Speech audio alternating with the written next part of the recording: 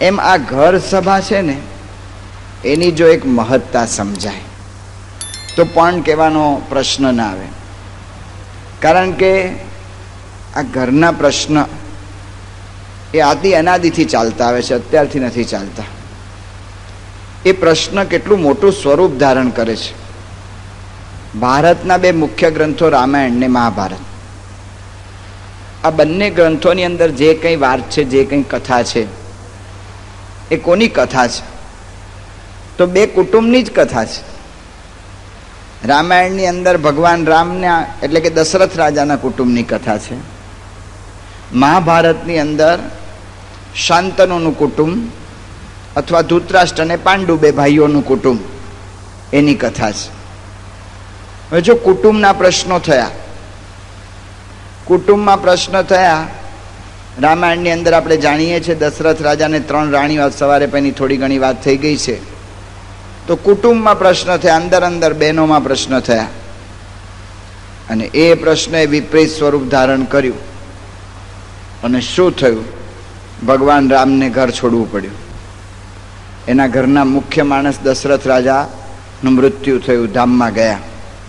આજની ભાષામાં વાત કરીએ તો કે આ ઘરની અંદર ઝઘડો થયો, અને એ ઝઘડામાં ઘરનો મુખ્ય છોકરો ઘર છોડીને જતો રહ્યો, અને ઘરનો જે માલિક હતો ને મરી ગયો.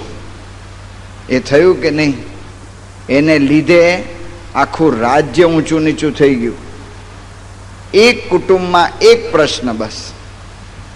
અને એના કરતાં વધારે મહાભારતના કુટુંબમાં પ્રશ્ન જે થયો, બે ભાઈઓના પ્રશ્ન, મિલકતના પ્રશ્ન, અને એ મિલકતના પ્રશ્નોમાં દુર્યોધન જેવો વિચિત્ર માણસ આવ્યો, અને એક માણસનો અહંકાર, એક કુટુંબનો પ્રશ્ન, 18 લાખ માણસો મરી ગયા.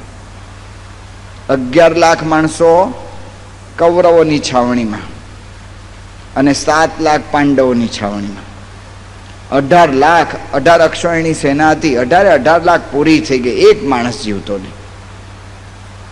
હાથી, ઘોડા વગેરે કેટલા મર્યા એની તો આપણે વાત જ નથી કરતા. એક કુટુંબનો પ્રશ્ન કેટલો બધો મોટું સ્વરૂપ પકડે છે. કુટુંબના પ્રશ્નથી ગમે એવો માણસ હોય છે ને એ હારી જાય છે.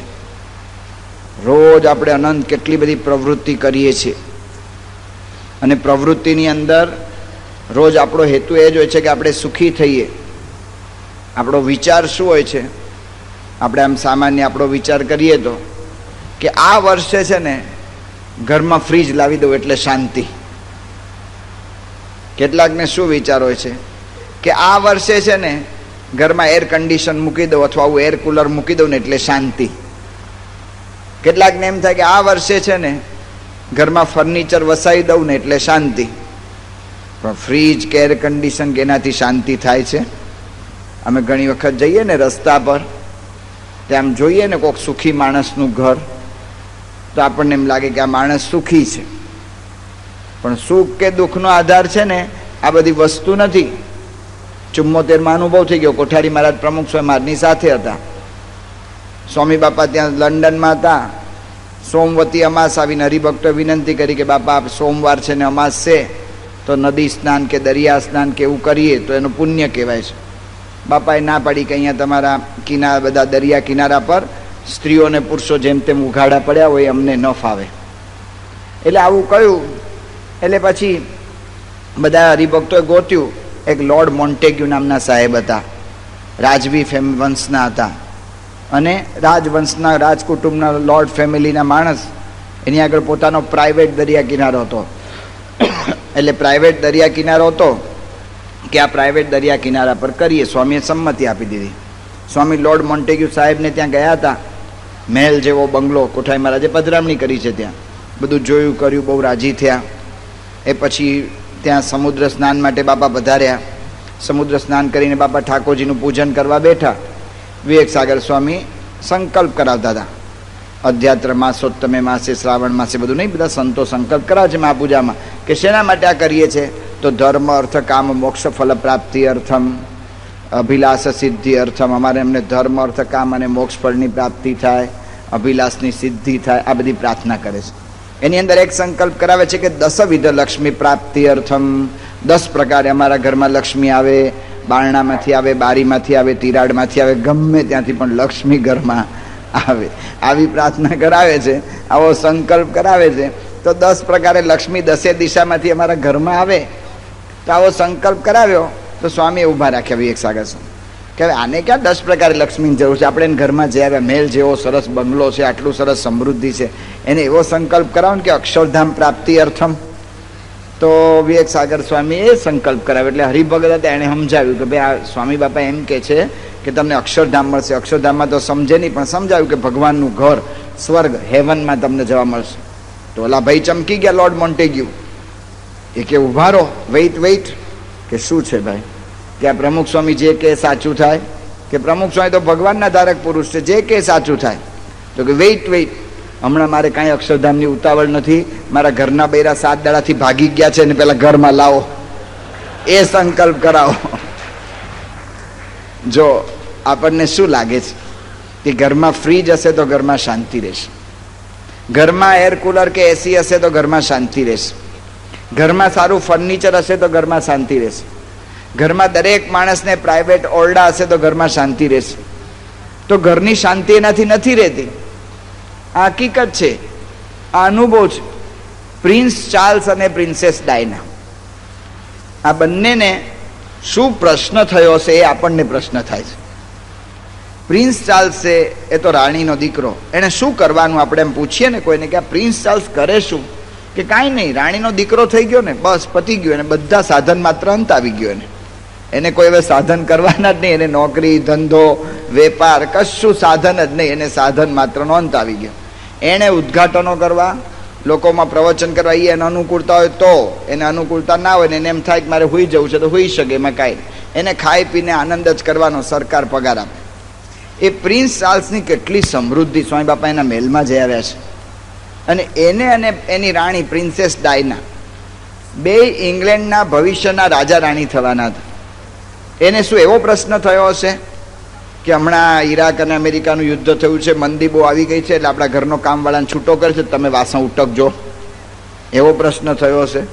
એના ઘરમાં એવો પ્રશ્ન થયો હશે કે ભાઈ હમણાં મંદી બહુ છે અને વેપાર બહુ ચાલતો નથી, નવી સાડી ન માંગતા. તો પ્રશ્ન શું થયો હશે? આપણને પ્રશ્ન થાય. તો જો આ બધા પ્રસંગો, આ બધા દાખલા આપણને દેખાડે છે કે બહારની સમૃદ્ધિ ઘરની શાંતિ માટે કોઈ રીતે ઉપયોગી થતી નથી. અને ગમે એવો માણસ હોય, આ ઘરની શાંતિ જાય તો એ ભાંગી પડે છે. 8-8, 10-10, 12-12 કલાક આમ માણસ મહેનત કરે છે. આપણે તો જોયા જ કરીએ. આમ બપોરના સમયે આમ નીકળીએ ને રસ્તા પર કોક દાડો, તો માણસો સાયકલ ઉપર એ ધોમધકતા તાપમાં 3 વાગે જતા હોય છે. કેટલો તાપ! આપણે અહીંયા બેઠા છીએ, છાંયડા નીચે બેઠા છીએ, પતરાનો ઉપર શેડ છે, નીચે વળી આ કપડાનું પાર્ટીશન નાખ્યું છે, તો એ વેદજ્ઞ સ્વામી થોડી વારે ફુવારા કરે છે. આમ વરસાદ જેવો અવાજ આવે છે ને, એ ઉપર ફુવારા કરે છે પાણીના, કે શાંતિથી ઠંડકમાં બધા સાંભળી શકે એટલા માટે આ ફુવારા થાય છે આપણે માથે. તો આટલી વ્યવસ્થા કરે છે તોય આપણને એમ લાગે છે કે તાપ બહુ છે એવું લાગે છે. તો માણસ 2, 2:30, 3 વાગે રસ્તા પર સાયકલ ઉપર જતા હોય છે. અમદાવાદની અંદર તો જોઈએ છે તો આમ લારી ખેંચતા હોય છે, ઉઘાડે પગે. શું મહેનત કરે છે! ને આ મહેનત કર્યા પછી પણ જ્યારે ઘરમાં પ્રશ્ન થાય છે ને ત્યારે શું થાય છે એનો અનુભવ બધાને છે, નાના મોટા દરેકને એનો અનુભવ છે. ગમે એવો માણસ ભાંગી જાય. આપણે તો ભાંગી જઈએ, પણ મોટા દુનિયાના મોટા માણસો આવા બધા કાર્યમાં ભાંગી ગયા. અબ્રાહમ લિંકન માટે એમ કહેવાય છે કે વિઘ્નોને સામેથી ભેટતો.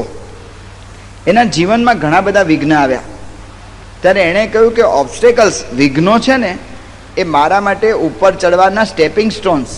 કોઈ મારી પર વિઘ્ન આવે ને, કારણ કે વિઘ્નરૂપી પથ્થરો મારી આગળ પડે તો હું એને એમ માનું છું કે આ પથ્થરો નથી પડ્યો, આ મારા માટે ઉપર ચડવાનું પગથિયું થયું છે. હું પથરાને પથ્થરો નથી માનતો, વચ્ચે પથ્થરો પડે તો હું એમ માનું કે ઉપર ચડવાનું પગથિયું છે. આવું વિચારનાર અબ્રાહમ લિંકન, એના જીવનના થોડાક જ ખાલી આપણે દાખલા જોઈએ.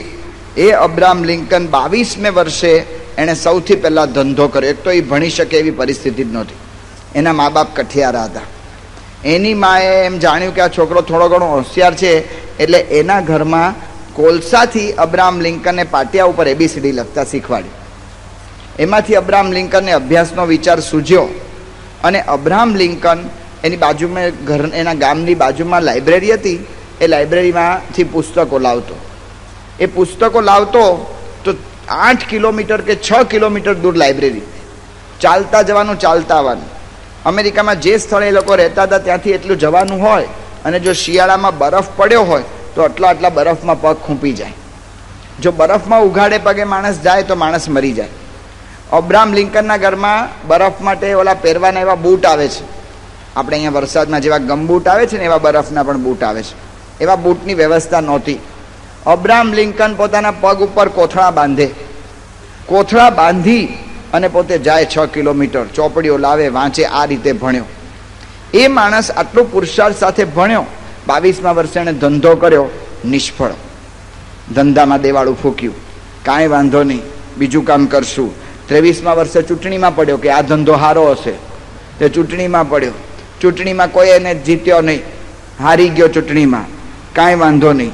24મા વર્ષે ફરી ધંધો કર્યો, ફરી ધંધામાં દેવાળું ફૂક્યું, કશો વાંધો નહીં, હાર્યો નહીં.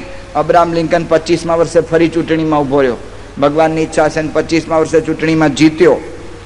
26મા વર્ષે જે બેન સાથે એને પ્રેમ હતો એ બેન ગુજરી ગયા, એ બેન ધામમાં જતા રહ્યા, એટલે એનો પાછો એને ધક્કો ખરેખરો લાગ્યો. 27મા વર્ષે એને એટલી સખત માંદગી આવી કે આખું વર્ષ લગભગ માંદગીમાં ગયું, એટલે કોઈ કમાવાનું કે પૈસા કમાવાનું કે કંઈ ધંધાનું કંઈ આયોજન જ ન કરી શક્યો. 28મા વર્ષે પાછો કંઈક ચૂંટણીમાં આગળ વધ્યો. 31મા વર્ષે ફરી ચૂંટણીમાં હાર્યો, કાંઈ વાંધો નહીં, ફરી લડશું. 34મા વર્ષે ફરી ચૂંટણીમાં ઊભો રહ્યો, 3 વર્ષ પછી ચૂંટણી આવી, ફરી ઊભો રહ્યો, ફરી ચૂંટણીમાં હારી ગયો, કાંઈ વાંધો નહીં. 37મા વર્ષે ફરી ઊભો રહ્યો ચૂંટણીમાં, તો એ વર્ષે જીત્યો. વળી 39મા વર્ષે ફરી ચૂંટણીમાં હાર્યો, કંઈક વચ્ચે ચૂંટણી આવી ગઈ હશે તો ફરી ચૂંટણીમાં હાર્યો. વળી 46મા વર્ષે ચૂંટણીમાં ઊભો રહ્યો, ફરી હારી ગયો. વળી 49મા વર્ષે વાઇસ પ્રેસિડન્ટ તરીકે ચૂંટણીમાં ઊભો રહ્યો, ફરી હારી ગયો. 50મા વર્ષે ફરી પાછો સાંસદ તરીકે ચૂંટણીમાં ઊભો રહ્યો, ફરી હાર્યો. 51મા વર્ષે પાછો ચૂંટણીમાં પ્રમુખ તરીકે ઊભો રહ્યો અને પછી એ જીત્યો. એના જીવનમાં સખત હાર આવી, તો પણ નેપોલિયનને કોઈ દિવસ એવો વિચાર ના આવ્યો કે આના કરતાં મરી જવું તો સારું. કશો વાંધો નહીં. ડૉક્ટર સ્વામી વાત કરે છે કે નેપોલિયન હારે ને એ જ દિવસે એવો વિચાર ના કરે કે હું કેમ હાર્યો, અરે હું હારી ગયો, અરે રે મારું શું થશે, એવો નેપોલિયન વિચાર ના કરે. નેપોલિયન એક જ વિચાર કરે કે કેમ હાર્યો, આ 3 ભૂલ હતી ને, ચલો ભૂલ સુધારીએ. ફરી ઊભો રહે, ફરી પાછો હારે કે કાંઈ વાંધો નહીં, આ વખતે આ બીજી 3 ભૂલ આપણને દેખાણી ને નવી, ચલો એને સુધારીએ. એમ ભૂલોને સુધારતો જાય ને જીવનમાં આગળ વધતો જાય. કોઈ દિવસ એમ ના થયું એને કે હવે જીવનમાં બેસી રહીએ કાં તો નાનો રસ્તો લઈ લઈએ, એવું ના થયું. આવો મનોબળવાળો માણસ, આટલો દ્રઢ મનોબળવાળો માણસ, એ લિંકને એક વખત નક્કી કર્યું કે આપઘાત કરીને મરી જાઉં. ક્યારે કર્યું નક્કી આપઘાત કરીને મરી જાઉં? એની પત્નીની સાથે એના પ્રશ્નો શરૂ થયેલા, એ ત્રાસને લીધે લિંકનને એવો વિચાર આવ્યો કે આના કરતાં આપઘાત કરીને મરું. એ તો ભગવાનની દયા થઈ કે એણે પત્ર લખ્યો એના મિત્રને, એના મિત્રે સમજાવ્યો, એણે આપઘાત ન કર્યો. જો આ ઘરના પ્રશ્નો કેટલા મોટા છે. નેપોલિયન માટે કહેવાય છે નેપોલિયન ધી ગ્રેટ. નેપોલિયન મહાન નેપોલિયન. નેપોલિયન ધી ગ્રેટ શબ્દ છે ને અંગ્રેજીમાં બધાની પાછળ નથી લાગતો, તો નેપોલિયન ધી ગ્રેટ એવું કહેવાય છે. આ નેપોલિયન કેટલો મનોબળવાળો માણસ. એણે નક્કી કર્યું, એને ઓસ્ટ્રિયા પોતે જીતવા માટે જતો હતો. રસ્તામાં આલ્પ્સ પર્વત, આપણે હિમાલય છે ને એના જેવો આલ્પ્સ બરફનો પર્વત છે, ત્યાં આલ્પ્સ પર્વત આવે. આલ્પ્સ પર્વત ઉપર પર્વતારોહકો પણ કોઈ દિવસ ચડી શક્યા નથી અને આગળ વધી શક્યા નથી. એવો આલ્પ્સ પર્વત રસ્તા વચ્ચે આવે.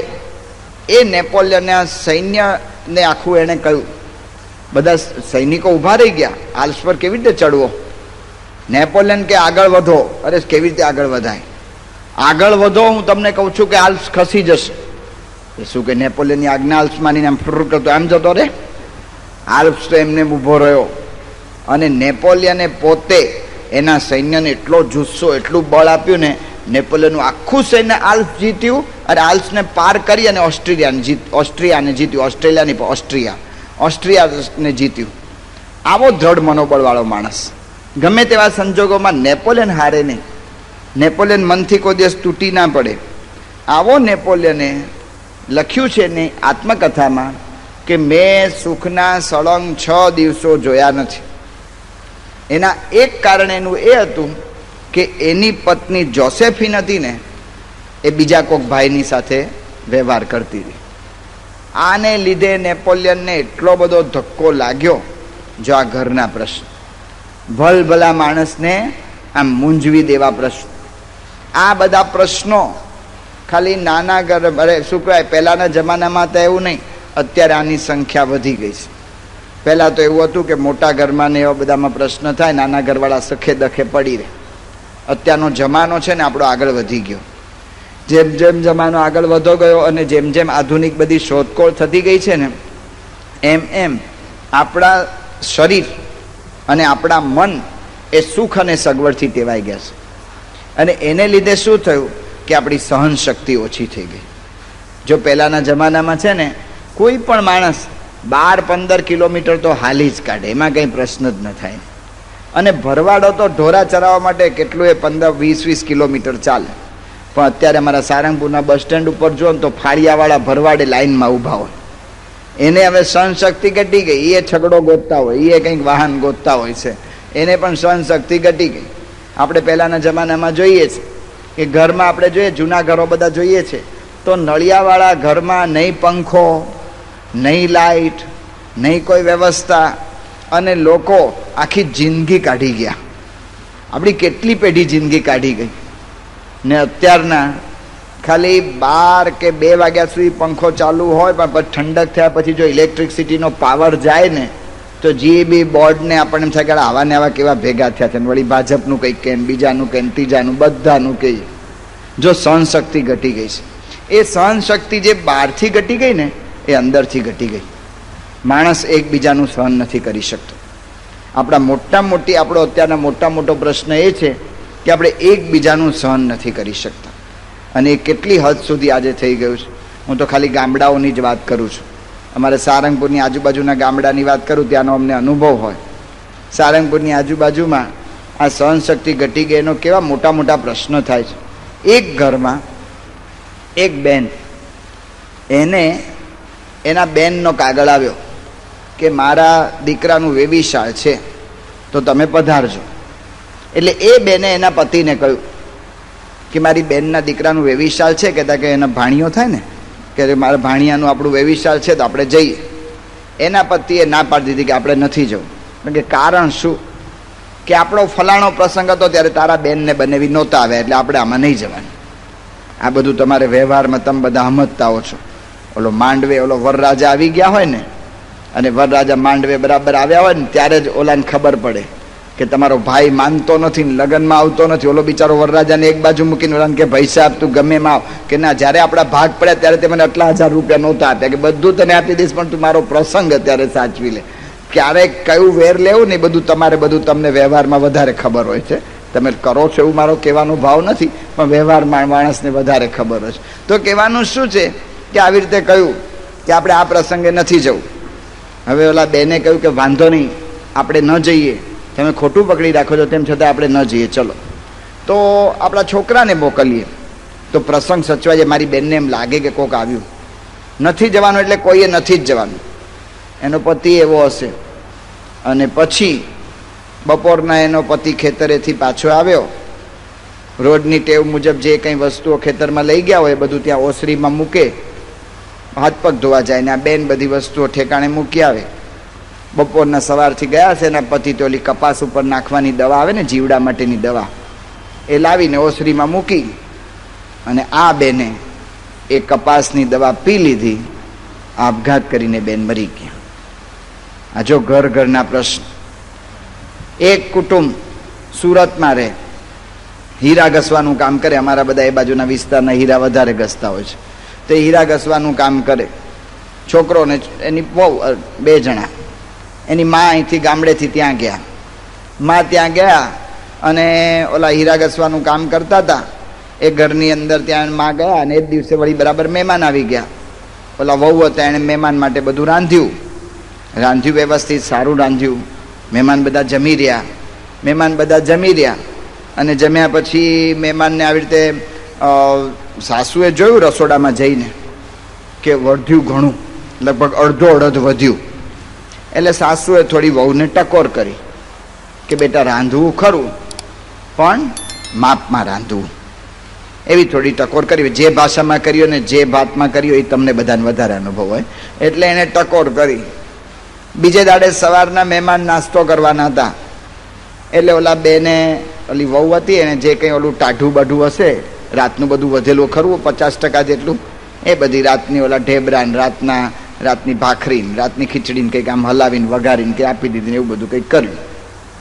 એટલે સાસુએ બીજી વાર ટકોર કરી કે બેટા મહેમાન આવે ને ત્યારે રાતનું ટાઢું ન ખવડાવાય, એને નવું કંઈક આપવું જોઈએ. આ બધી 2 જ વાર વાત થઈ આટલી. સાસુ તો ગયા, ઓલા મહેમાન જતા રહ્યા, સાસુ કોક સગાવાલાને મળવા જતા રહ્યા, એનો ધણી કંઈક નોકરી ધંધાએ જતો રહ્યો, અને આ બેન ભગવાનને ઘેર જતા રહ્યા, દવા પીને મરી ગયા. આટલો જ પ્રસંગ. નાના પ્રસંગોની અંદર અત્યારે લોકો ઘરના નાના પ્રસંગમાં આપઘાત કરે છે. તો આનું કારણ શું છે? આ ઘરના પ્રશ્નો આપણે કોઈને પણ પૂછીએ તો કે આ સાસુ વહુના ઝઘડા સ્વામી કારણ છે. પહેલું લોકો એ જ નાખે કે આ સાસુ વહુના ઝઘડા થાય છે ને એમાં જ ઘરના પ્રશ્ન થાય છે. તો એવું નથી કે સાસુ વહુના ઝઘડાથી જ પ્રશ્ન થાય છે. આપણે બધા પ્રસંગો તપાસીએ તો મા ને દીકરા અરે પ્રશ્નમાં ઝઘડા થાય છે ને એમાંય પ્રશ્ન થાય છે. નેપાળના રાજા વિરેન્દ્રસિંહ, એનો એકનો એક દીકરો દીપેન્દ્રસિંહ, અને આ દીપેન્દ્રસિંહ એનો એક દીકરો, એને એક બેન સાથે પ્રેમ હતો. એની માએ ના પાડી કે આ બેન સાથે તમે લગ્ન નહીં કરી શકો. તો કે એની સાથે લગ્ન કરવામાં વાંધો શું, આપણી જ્ઞાતિની છે. કે જ્ઞાતિની છે બરાબર છે, પણ આપણું કુળ ઊંચું કહેવાય ને ઓલું કુળ નીચું કહેવાય. પાછા જ્ઞાતિમાં એ બધા ઊંચા નીચા કુળ હોય છે. તો કે આપણું કુળ ઊંચું કહેવાય ને આનું કુળ નીચું કહેવાય, પણ કે મારે એની સાથે જ કરવા છે. એની માં કે નહીં બને. અને આટલો સંવાદ થયો, જમતા તાને આ સંવાદ થયો, અને દીપેન્દ્રએ એના ખિસ્સામાંથી બંદૂક કાઢી એના બાપ વિરેન્દ્રને, એની માને, એની બેનને, એની બનેવીને, બીજા 2-4 જે કંઈ નોકરો હતા એ બધાને, 7 જણને ત્યાં મારી નાખ્યા. અને 8મા પોતે જ એ ગોળી પોતાના શરીર ઉપર નાખી અને પોતે પણ આપઘાત કરીને મરી ગયો. આ મા ને પુત્ર વચ્ચે પ્રશ્ન થાય છે. ત્યારે આપણને એમ લાગે કે આ બહેનોના જ પ્રશ્નો છે, તો એવું નથી. પિતા ને પુત્ર વચ્ચે પ્રશ્ન થાય છે કે બહેનો જેમાં કારણ નથી હોતા, પિતા પુત્ર વચ્ચે પ્રશ્ન છે. પિતા પુત્ર વચ્ચે પ્રશ્ન કેવા થાય છે? જનમંગલ સ્વામી વાત કરતા હતા, સ્વામી બાપા સાથે 84માં પરદેશ ગયેલા. એક ભાઈને ઘરે જમવા ગયા, તે જમવા ગયા તે બધું જમવાનું બધું પીરસાણું, તે ચાંદીના થાળી વાટકા ને ગ્લાસ કોને આપેલા? ઠાકોરજી માટે નહીં, જે કંઈ 50-60 હરિભક્તો હતા ને બધાને ચાંદી વાટકા, ચાંદીના થાળી વાટકા ને ગ્લાસ. આપણે તો હરિમંદિરમાં ઠાકોરજીને માટે નથી હોતા હો ચાંદીના થાળી વાટકા ને ગ્લાસ. આ તો જેટલા માણસો એટલા બધાને આટલી વ્યવસ્થા. કેટલા સુખી માણસ! સંતો આમ ખુશ થઈ ગયા, એ ખરા સુખી માણસ. સ્વામી કે સંતો આ ભાઈ માટે પ્રાર્થના કરજો. અડધો કલાક હમણાં મારી પાસે રડીને ગયા, એટલે આટલા બધા સુખી દેખાય છે. એનો એકનો એક છોકરો, હવે એક છોકરો હોય તો કોઈ પ્રશ્ન થાય, 2-4 છોકરા હોય તો ભાગમાં કઈ પ્રશ્ન થાય. આ તો એક જ છોકરો, અને બાપની સામે કોર્ટમાં કેસે ચડેલો. શેને માટે કેસ? કે મને વારસા હક આપી દો. એટલે ભાઈ તારું જ છે બધું. કે ના, મને અત્યારથી વારસા હક મને આપી દો. એના બાપે કોર્ટમાં કેસ થોડો વખત તો લડ્યા, પછી એને થયું કે આપણે આવું કરવું એ સારું નથી. છોકરાને બોલાવીને કહ્યું કે ચાલ આપણે સમાધાન કરી લઈએ, અને સમાધાન કરી. છોકરાએ ના પાડી કે મારે સમાધાન નથી કરવું. પણ તું કે પૈસા તને આપી દઉં, મને, હું તો છે ને કોર્ટ દ્વારા જ પૈસા તમારી પાસે લઈશ ને મારે તમને હેરાન કરવા છે. જા, પુત્ર પિતા વચ્ચે પ્રશ્ન થાય છે. આપણને એમ લાગે કે આ પુત્ર પિતાનો સંબંધ એવો છે ને એમાં પ્રશ્ન થાય. તો પતિ પત્ની વચ્ચે પ્રશ્ન થાય છે, નથી થતા? પતિ પત્ની વચ્ચે પ્રશ્ન થાય છે. આપણે જોઈએ છે કેટલા બધા પ્રશ્ન. તો લોકો શું કે આ તો ગોઠવેલા લગ્ન હોય ને એટલે પ્રશ્ન થાય, પણ પ્રેમ લગ્ન હોય તો કાંઈ પ્રશ્ન ન થાય. અમદાવાદના એક ડૉક્ટર, ગોલ્ડ મેડાલિસ્ટ ડૉક્ટર, આપણા ગુણભાવી, આપણા સત્સંગમાં સામાન્ય પરિચયમાં આવેલા ગુણભાવી ડૉક્ટર, ગોલ્ડ મેડાલિસ્ટ. આ ગોલ્ડ મેડાલિસ્ટ ડૉક્ટર હતા, એને એક બેન સાથે પ્રેમ, એ પણ ડૉક્ટર અને બેન પણ ગોલ્ડ મેડાલિસ્ટ. બે ભણવામાં સાથે અને બેને એકબીજા સાથે હેત. બેએ નક્કી કર્યું કે આપણે લગ્ન કરીએ. હવે એમાં એવું થયું કે બેએ લગ્ન કરવાનું નક્કી કર્યું, પણ સંજોગો એવા આવ્યા કે ઓલા ડૉક્ટરના જે બાપુજી હતા, એટલે કે જે આપણા ભાઈ ડૉક્ટર, એના જે પિતા હતા, એણે ના પાડી દીધી કે હું આ લગ્ન મંજૂર નહીં રાખું. તો બે વિવેકી હતા, બે જણે વિચાર કર્યો કે વાંધો નહીં, જ્યાં સુધી લગ્ન મંજૂર ન રાખે ત્યાં સુધી આપણે કે છે લગ્ન કરવા નથી. એમ બે જણે નક્કી કર્યું અને લગ્ન ન કરવાનું નક્કી કરીને 5-6 વર્ષ સુધી રાહ જોઈ. ભગવાનની ઈચ્છા થઈને ઓલા ડૉક્ટર જે હતા, જે પતિ, એના પિતાજી હતા, એ ગુજરી ગયા, ધામમાં ગયા, એટલે માર્ગ મોકળો થઈ ગયો. એટલે બે જણે લગ્ન કરી લીધા. આટલા પ્રેમ આપણને કહેવાય, લોકમાં એમ લાગે કે કેટલો બધો પ્રેમ દેખાડ્યો છે ને કેટલું બધું છે. આટલા વર્ષ ધીરજથી રાહ જોયા પૂર્વક પ્રેમ કર્યા પછી લગ્ન થયા. અને એ લગ્ન પછી લગભગ 1.5-2 વર્ષે ઓલા જે ગોલ્ડ મેડાલિસ્ટ ડૉક્ટર બેન હતા, એમણે પોતાના શરીર પર ઘાસતેલ છાંટીને આગ લગાડીને આપઘાત કરીને મરી ગયા. કારણ શું? કે પતિનું સન્માન થતું હતું ને એ પત્નીથી સહન નહોતું થતું, ને પત્નીના વખાણ થાય, પતિથી સહન ના થાય. આ હકીકત છે. આપણને એમ લાગે કે આવું બનતું હશે, પણ બને છે, આ લોકમાં બને છે. મહન સ્વામી વાત કરે છે, અહીંયા ચરોતરમાં જ મહન સ્વામી પધાર્યા હતા એક જણને ઘેર, પધરામણીએ. અને પધરામણી મહન સ્વામી ગયા હતા, અને પધરામણી મહન સ્વામીને આપણે હાર પહેરાવ્યો ભાઈએ. આપણી પ્રણાલિકા મુજબ હાર મહન સ્વામી પાછો એ ભાઈને પહેરાવી દીધો. એ ભાઈને પાછો હાર પહેરાવ્યો તો ઓલા ભાઈ ખુશ થઈ ગયા કે સ્વામી 12 વર્ષ લગ્નને થયા, પહેલી વાર મારી પત્ની હાર ગૂંથ્યો હોય ને એવો હાર હું પહેલી વાર પહેરું છું. તે અંદરથી અવાજ આવ્યો, હવે તમારા માટે નથી કર્યો, સંતો માટે કર્યો, તમારા માટે કોણ કરે? જો આટલું સહન નથી થતું, આવું એ સહન નથી થતું, કહેવાનું શું છે?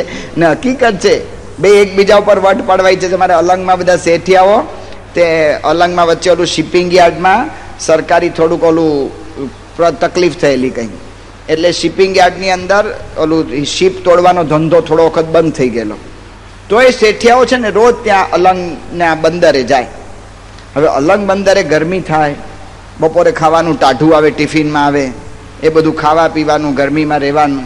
એટલે સંતોએ વાત કરી કે જ્યાં સુધી સરકારી તમને આ કાયદો નીકળશે નહીં ત્યાં સુધી તમે કોઈ શિપ તોડવાનું કામ કરી નહીં શકો.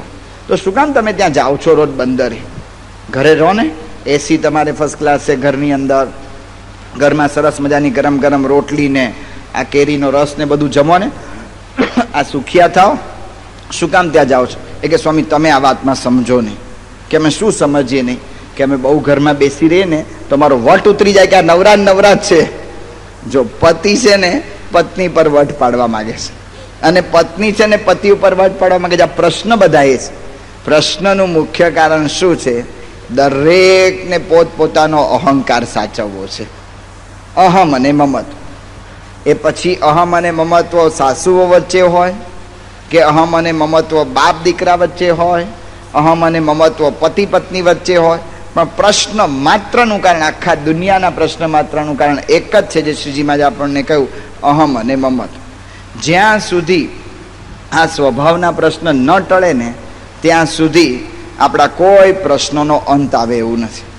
ગમે એટલી આપણને સ્વતંત્રતા મળે કે પરતંત્રતા મળે, પણ સ્વભાવથી મુક્ત ન થવાય ત્યાં સુધી આપણા કોઈ પ્રશ્નોનો અંત આવતો નથી. તો હવે કરવાનું શું? ઘરમાં શાંતિ રાખવા માટે કારણ કોણ છે? કે ભાઈ સ્વભાવ છે. આપણે ઓળખવું જોઈએ ને. યોગીજી મહારાજ બહુ સરસ વાત કરતા હતા કે ઓલા ઘરની અંદર બૌદ્ધ કથામ બાપાની વાર્તા છે કે ઓલા પટેલ ને પટલાણીને સવારથી સાંજ સુધી સીમમાં કામ હતું.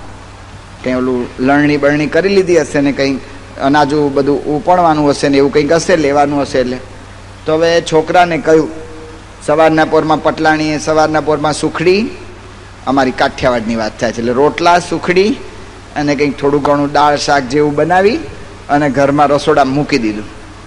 ઘરમાં રસોડામાં મૂકી દીધું અને છોકરાને કહ્યું હતું કે ભાઈ છે ને તમે ભૂખ્યા થાવ ને તો બપોરે જમી લેજો, અમે તો ખેતરે જઈએ છીએ તો હેઠ સાંજે આવશું, એટલે ચિંતા કરતા નહીં, અમે બધું જ ખાવાનું મૂકી દીધું છે. તો છોકરાને બધું સમજાવીને ગયેલા. બપોરે કંઈક ખેડૂતને કામ પડ્યું 2-2:30 વાગે, એટલે એને થયું કે હાલો ને ઘરે જઈને આ વસ્તુ લઈ આવું. એટલે વસ્તુ લેવા આવ્યા તો એક છોકરો ઢીલો પડીને આ બાજુ પડ્યો હતો, બીજું છોકરું કંઈક આ બાજુ, ત્રીજું આ બાજુ, બધા ઢીલા વીલા મોઢે બેઠા હતા. એટલે કેમ બધા ઢીલા મોઢે આમ બેઠા છો કે શું કરવું, કે ખાધું નથી એટલે ખાધું કેમ નથી? હવારના પોરના તમારા માટે સુખડીને રોટલા ને બધું કરીને ગયા છે અને આ બધું મૂક્યું છે રસોડામાં, પણ કે રસોડામાં કંઈ ખાવા દેતા નથી. કે કોણ નથી દેતું? કે અંદર જે છે ને આમ અવાજ આવે છે. કે શું અવાજ? કે એમ અવાજ આવે છે. પટેલને થયું મારું વાલું ખરું, એટલે પટેલે બારણું ખોલ્યું ને તો અવાજ આવે. પટેલ જાણી ગયા કે આ બિલાડો છે અને અંદર ઘૂસ્યો લાગે છે ને અંદર કોઈને ઘૂસવા દેતો નથી. એક ડાંગ લીધી અને બિલાડાને ફટકારી, તે બિલાડો બહાર ભાગ્યો. ત્યારે છોકરા રોટલા ખાવા સુખ્યા થયા. એમ યોગી મહારાજ કહેતા કે દરેકના ઘરમાં હું રૂપી આ બિલાડો ઘૂસી ગયો છે. આ હું રૂપી બિલાડો જે છે ને, એ હું રૂપી બિલાડો એ આપણા ઘરમાં રોટલા છે, બધું જ છે, પણ આપણને ખાવા દેતો નથી. તો હું રૂપી બિલાડો જ્યાં સુધી નહીં નીકળે ત્યાં સુધી ફ્રીજ આવશે, ટીવી આવશે, કે 1 રૂમની 3 રૂમ થશે કે 5 રૂમનો ફ્લેટ થશે, પણ સુખ થશે નહીં. હવે હું રૂપી બિલાડો જે છે એને કાઢવાનો છે. હવે એને કેવી રીતે કાઢવો? હું રૂપી બિલાડો તો ભગવાન સિવાય નીકળે એવો છે જ નહીં. એક ભગવાન આવે તો કામ થાય. એક ભગવાન આવે ને તો કામ થાય.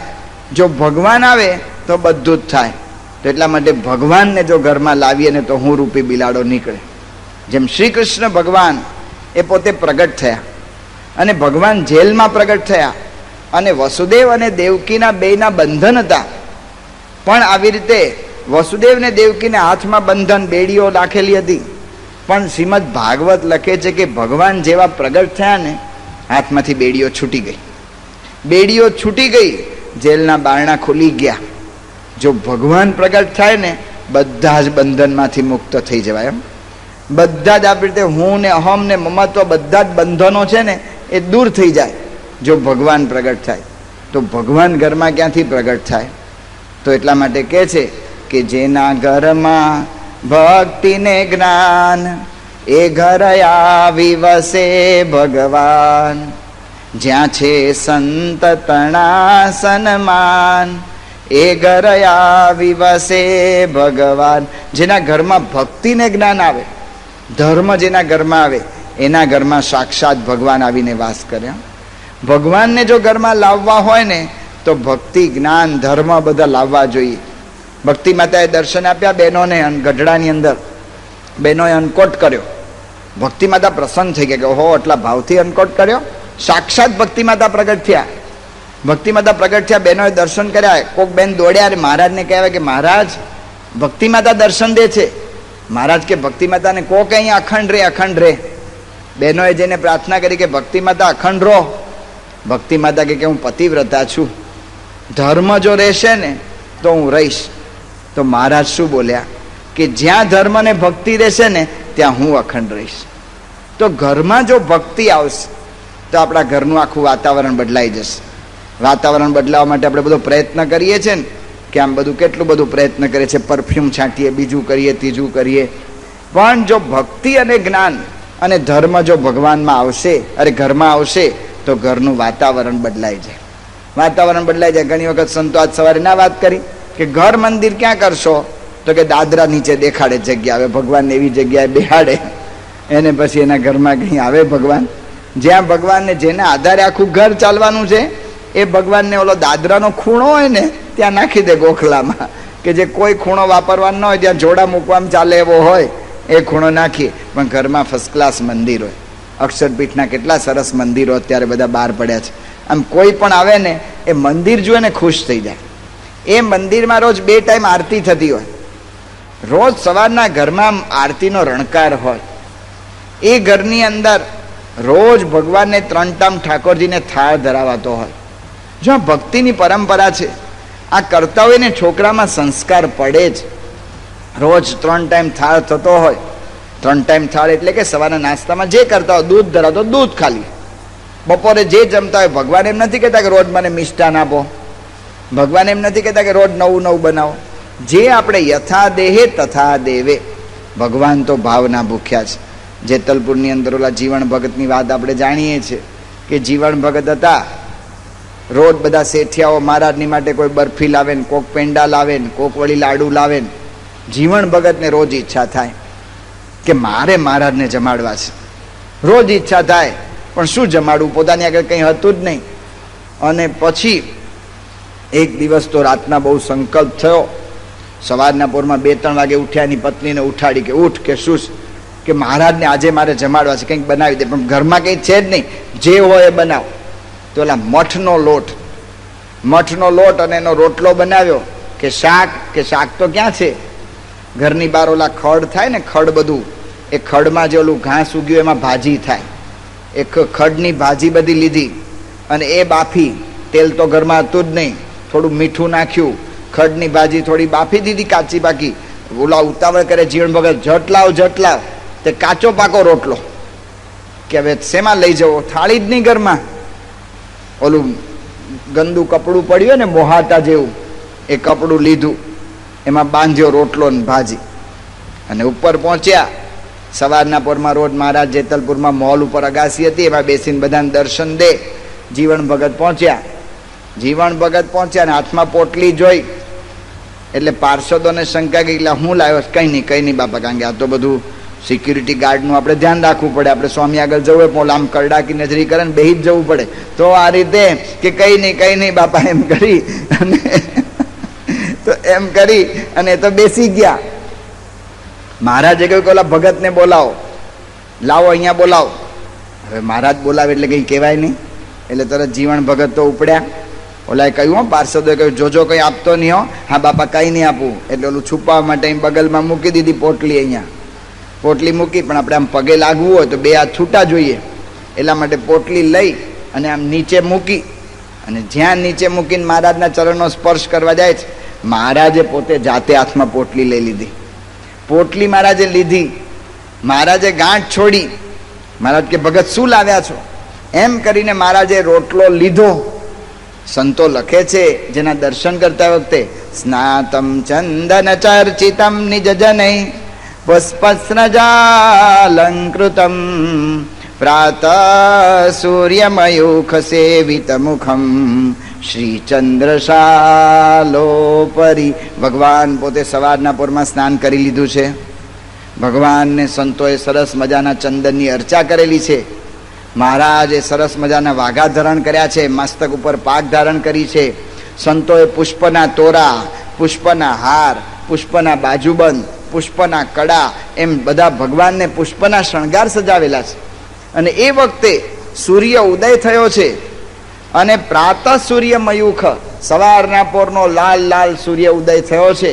એ લાલ સૂર્યના કિરણ ભગવાનના મુખારવિંદ ઉપર પડી રહ્યા છે. ભગવાનનું રતુમડું મુખારવિંદ એ શોભાયમાન છે. એ વખતે ભગવાન શું કરે છે, ધૃત્વા રોટકમ એક પાણી તલકે ભંક્ત્વાન્ય હસ્તેન તમ ભુંજાનમ પ્રવિલોક્ય સેવક ગણાન વંદે સદા સ્વામિનમ. એક હાથે ભગવાને રોટલો લીધો છે, થાળી એ નથી, ચાંદી કે સોનાની થાળી તો નહીં, એલ્યુમિનિયમનું ઠીકરું એ નથી. ધૃત્વા રોટકમ એક પાણી તલકે, એક હાથમાં ભગવાને રોટલો લીધો છે, અને બીજા હાથે ભગવાન હસતા હસતા રોટલો જમે છે. જો ભગવાન ભાવના ભૂખ્યા છે. ભગવાન એમ નથી કહેતા કે ભાઈ રોજ મિષ્ટાન લાવો. જે કંઈ જમતા હોઈએ ને એ રોજ ભગવાનને 2 ટાઈમ ધરાવી, પછી જ નાનું છોકરું ઘરનું જમે. આ સંસ્કાર, જેના ઘરમાં ભક્તિ ને જ્ઞાન, તો આવા સંસ્કાર આપેલા હોય તો ઘરની અંદર ભગવાન રહે.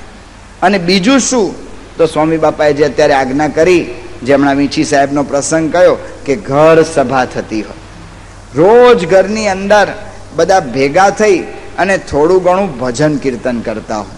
થોડુંક ભજન કીર્તન, ઘરના બધા જ સભ્યો ભેગા થાય, 2-5 મિનિટ બધા ભેગા થાય, અરે બધા 25-20 મિનિટ ભેગા થાય, બધા 5-4 જે કંઈ જે ઘરના સભ્યો, બાઈઓ, પુરુષો, ભાઈઓ, છોકરા છોકરી, બધા એક સાથે ભેગા થાય. એકાદ જણ ઘરમાં કંઈક થોડી ધૂન પ્રાર્થના કરે, એકાદ કંઈક કીર્તન બોલે, અને એના પછી થોડુંક કંઈક ગ્રંથનું વાંચન થાય. અઘરા ગ્રંથો અત્યારે આપણે કહેતા નથી, સ્વામીની વાતો, વચનામૃત ને એવા બધા લો, એની વાત નથી કરતા. યોગીમાનની બોધ કથા લો, સત્સંગ શિક્ષણ પરીક્ષાના પુસ્તકો જેને શરૂઆત હોય એના માટે વાત કરીએ છીએ. એને ઘનશ્યામ ચરિત્ર, નીલકંઠ ચરિત્ર, સહજાન ચરિત્ર, આવું કંઈ થોડું ઘણું વાંચન થાય. પણ એ જો વાંચન થાય ને આવું થાય ને, આટલું જ જો ઘરમાં થાય ને, ઘરનું વાતાવરણ બદલાય. વાતાવરણ ખરેખર બદલાય છે. આ સ્વામી બાપા જે વાત કરે છે ને એ અનુભવની વાતો કરે છે. કેટલા હરિભક્તોને આવા અનુભવ થયા.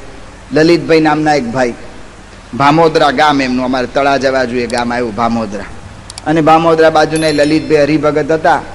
હવે એના ઘરમાં 3 જ માણસો, એ, એની બા અને એના પત્ની. પણ લલિતભાઈ કહે છે કે મને ઘરમાં જવા ત્રાસ થાય. એમ થાય કે આ નોકરી કેમ 8 કલાકમાં પતી જાય છે? નોકરી 12, 15, 18 કલાક ચાલે તો જો લોકો રાહ જોતા હોય, 6 વાગે નોકરી છૂટવાની હોય તો 4:30 થી રાહ જોઈએ કે બંધ કરે બધું. એટલે શું છે કે આપણે છૂટવાનો ટાઈમ થઈ ગયો એટલે 4:30 થી બંધ. સરકારી નોકરીમાં જોવાનું, કોઈ કરતા હોય તો ભાઈ ખોટું ના લગાડતા, હરિભગત માટે નથી વાત, પણ કહેવાનું શું છે કે 4:30 થી આ નોકરી બંધ કરવાના ધંધા ચાલે છે. તો લલિતભાઈને આવો વિચાર આવે, કારણ કે એની બા ને એના ઘરવાળાને ઝઘડા. લલિતભાઈએ એના ઘરવાળાને કહ્યું કે ભાઈ તમે મૂકો ને માથાકૂટ, બાની અવસ્થા થઈ, બા થોડું ઘણું બોલી જાય તો આપણે સહન કરી લેવું. કે લે તમે તો માવડિયા છો.